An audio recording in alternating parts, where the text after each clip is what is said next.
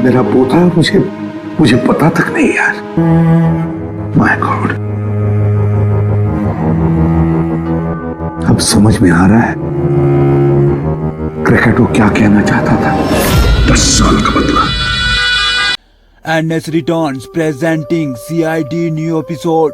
Guys, ये कहानी शुरू होती है एक इमोशनल सीन को दिखाते हुए, और इस सीन में हमें एसीपी प्रतिमन को दिखाया जाता है जो कि एक फोटो को देखकर रो रहे होते हैं, और ये फोटो इनके पोते अर्जुन का होता है जिसे किसी ने किडनैप कर दिया होता है। एसीपी प्रतिमन अपने पोते अर्जुन के लिए काफी टेंशन में होते हैं।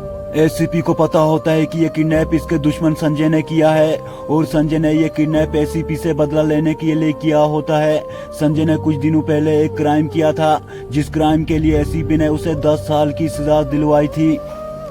जब संजय जेल से छूटा तो उसने एसीपी से बदला लेने के लिए अर्जुन को किडनैप कर दिया ताकि वो एसीपी तक पहुंच सके।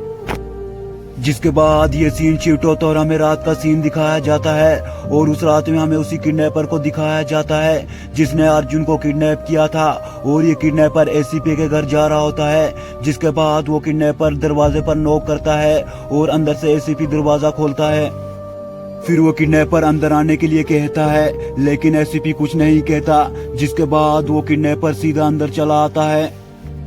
जिसके बाद वो किडनैपर एसीपी से कहता है कि मैं तुम्हारे पोते अर्जुन को छोड़ने के लिए तैयार हूँ, लेकिन तुम्हें उसके लिए दाया और अभिजीत को मारना होगा। ये सब सुनने के बाद एसीपी उस किडनैपर के सिर पर गन तान देता है, लेकिन एसीपी उनका कुछ नहीं बिगाड़ सकता क्योंकि अर्जुन के कब्जे में होता है। जिसके बाद वो किडनैपर अपने जेब से एक पर्ची निकाल कर एसीपी को देता है, और वो किडनैपर उस एसीपी से कहता है कि इस पर्ची पर एड्रेस लिखा है, कल तुम्हें उन दोनों के साथ इस एड्रेस पर पहुंचना होगा। इतना सब बोलने के बाद वो किडनैपर उस घर से चला जाता है। फिर हमें अभिजीत और दाया को दिखाया जाता है जो कि उसी घर पर होते हैं। अभी तक जो एसीपी और किडनैपर के बीच में जितनी भी बातें हुई थी वो इन्होंने सुन ली थी। जब एसीपी की नजर उन दोनों पर पड़ती है तो एसीपी इनसे कहता है कि तुम यहाँ पर क्या कर रहे हो और यहाँ पर कब आए। जिसके बाद वो दोनों जवाब देते हुए कहते हैं कि जब किडनैपर यहाँ आया तो हमने उसका पीछा किया, हमें डर था कि वो तुम्हें नुकसान ना पहुंचा दे, जिसका पीछा करते हुए हम यहाँ पर पहुंच गए। जिसके बाद अभिजीत एसीपी से कहता है कि उस किडनैपर ने हमें भी यही ऑफर दिया है। फिर हमें फ्लैशबैक का सीन दिखाया जाता है जहां हमें अभिजीत, दाया और उस किडनैपर को दिखाया जाता है, और वो किडनैपर अभिजीत और दाया से कह रहा होता है, अगर तुमने अर्जुन की जान बचानी है तो तुम्हें अपनी जान देनी होगी। ये सब सुनने के बाद एसीपी उन दोनों से कहता है कि मैं तुम दोनों की जान कैसे ले सकता हूँ। फिर दाया एसीपी से कहता है कि हमें आप पर पूरा भरोसा है, आप कुछ न कुछ तरीका निकाल दोगे जिससे हम भी बच जाएं और अर्जुन को भी बचा सकें। जिसके बाद वो तीनों मिलकर एक प्लान बनाते हैं ताकि वो उस किडनैपर तक पहुंच सकें। फिर अगले दिन हम उन तीनों को उस किडनैपर के अड्डे पर देखते हैं। जिसके बाद एसीपी उस किडनैपर से कहता है कि मुझे मंजूर है, मैं इन्हें मारने के लिए तैयार हूँ, लेकिन उससे पहले मैं अर्जुन को देखना चाहता हूँ। जिसके बाद वो किडनैपर एसीपी को अर्जुन दिखाते हैं, जिसे देखने के बाद एसीपी इमोशनल हो जाता है और रोने लगता है।